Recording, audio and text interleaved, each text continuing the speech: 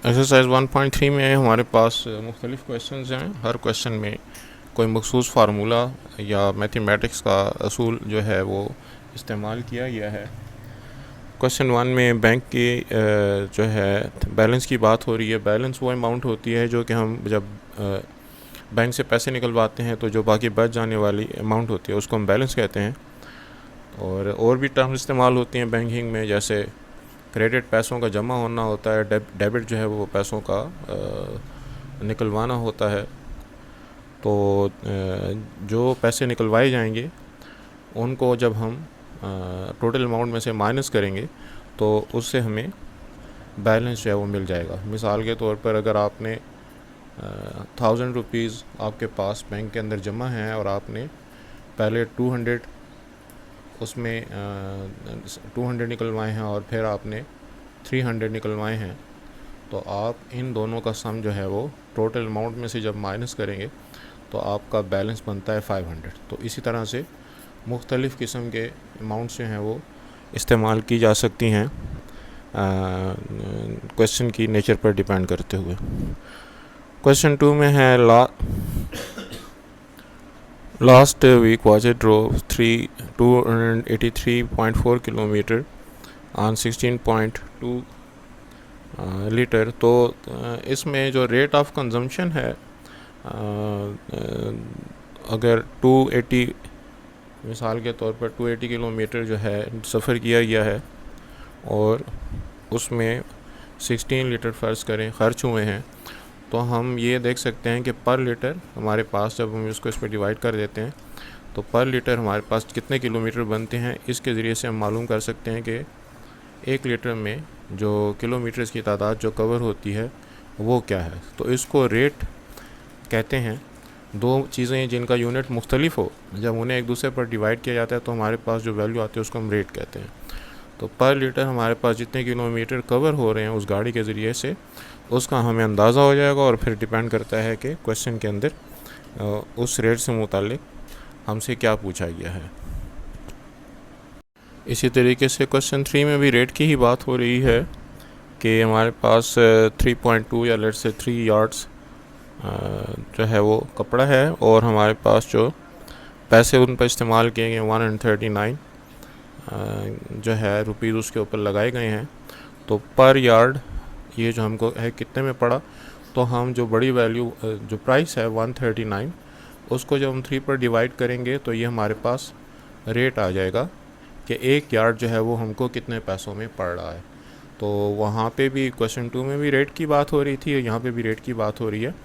एक वैल्यू को दूसरी चीज़ पर डिवाइड करने से हमें उन दोनों का जो आपस में ताल्लुक़ है, जिस ताल्लुक़ को कि हम रेट कह रहे हैं, उसका पता चल जाता है।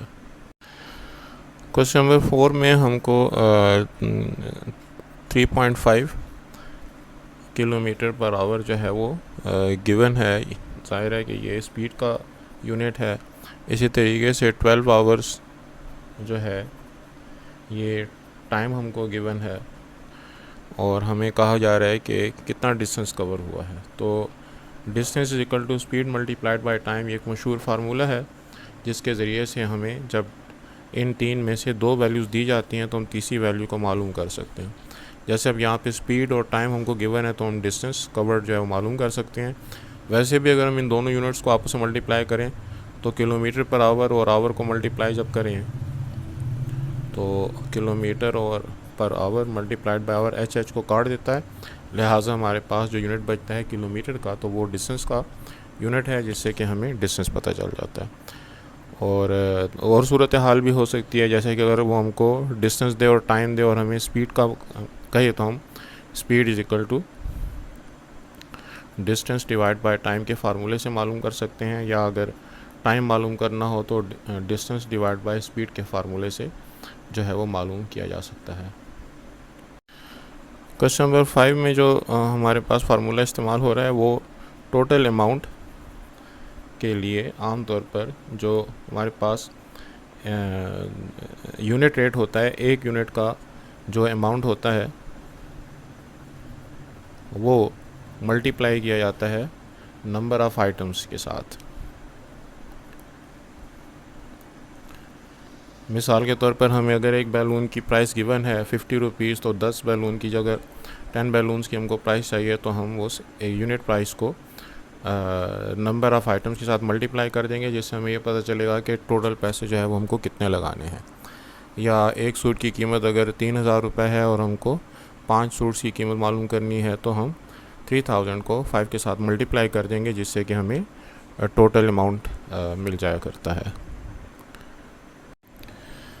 क्वेश्चन नंबर 7 के अंदर हमको पैरामीटर का कॉन्सेप्ट जो है वो होना चाहिए कि रेक्टेंगल में अपोजिट लेंथ जो होती हैं वो बराबर होती हैं, तो इसलिए 2 of length plus 2 of width जो होता है ये हमारे पास पैरामीटर के बराबर होता है। अब इसमें अगर हमको पैरामीटर गिवन है और विड्थ गिवन है तो मैं लेंथ मालूम कर सकता हूँ, या अगर लेंथ और पैरामीटर गिवन है तो मैं विड्थ मालूम कर सकता हूँ। और उसके बाद फिर हमारे पास जो भी इसके अगर फेंसिंग करनी है या बाउंड्री बनानी है, तो जो रेट हमको गिवन होगा मीटर के हिसाब से उसको हम पैरामीटर के साथ मल्टीप्लाई कर देंगे, जिससे हमें पता चल जाएगा कि इसके गिर्द पूरी बाउंड्री लगाने का जो ख़र्च है वो कितना है। तो ये पैरामीटर के लिए पैरामीटर का ताल्लुक जो है बाउंड्री के साथ है। और अगर एरिया की बात हो रही हो तो एरिया जो है वो लेंथ मल्टीप्लाइड बाय विड्थ के बराबर होता है, और वो हमारे पास 2 डायमेंशनल होता है।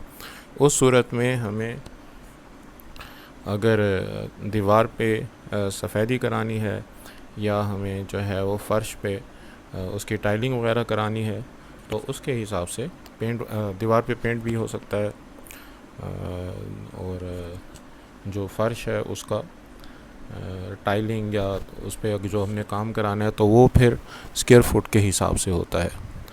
तो डिपेंड करता है कि कौन सा फार्मूला हम इस्तेमाल करते हैं, और फिर यूनिट के हिसाब से जो एक यूनिट का हमको खर्च देगा पैरामीटर के हिसाब में 1 मीटर या 1 फुट का जो हमको खर्च बताएगा, और एरिया का अगर क्वेश्चन होगा तो फिर हमें वो स्क्वायर फुट या स्क्वायर मीटर के हिसाब से खर्च बताएगा, और उसको फिर हम पर यूनिट को मल्टीप्लाई करेंगे ताकि हमें पता चले कि कितने पैसे जो हैं वो पूरे फ़र्श के लिए लगाने हैं अगर एरिया की बात हो रही है, या जो पैरामीटर की फेंसिंग करनी है तो उस पर कितने पैसे हमारे लगेंगे।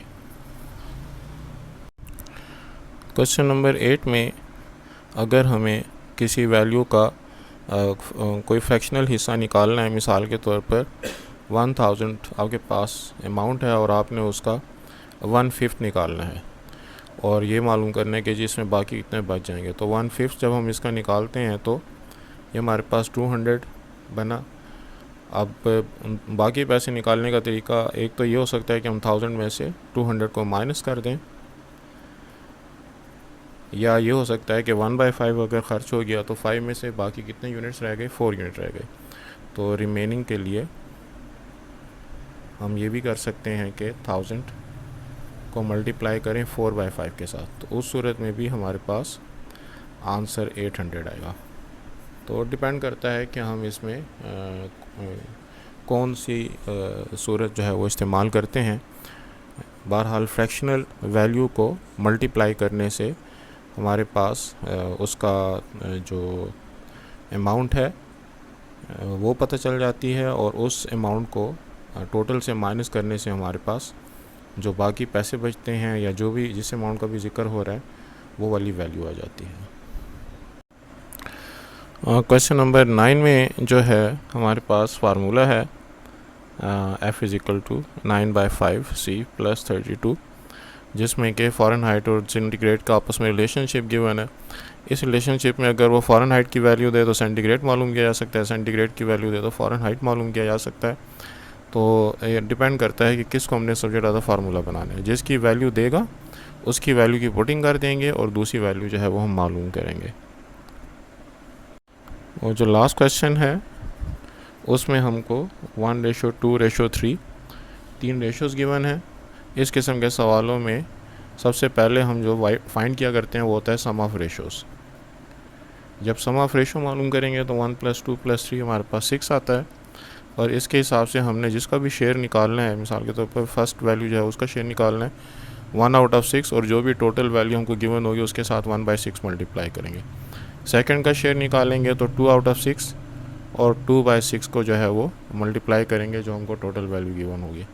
और अगर थर्ड वैल्यू हमने निकालनी है तो 3/6 और उसको जो टोटल वैल्यू उसके साथ हम मल्टीप्लाई करेंगे। तो ये कुछ चीज़ें समझने के बाद उम्मीद है जो एक्सरसाइज मैंने की है उसके सवाल समझने में आपको आसानी होगी।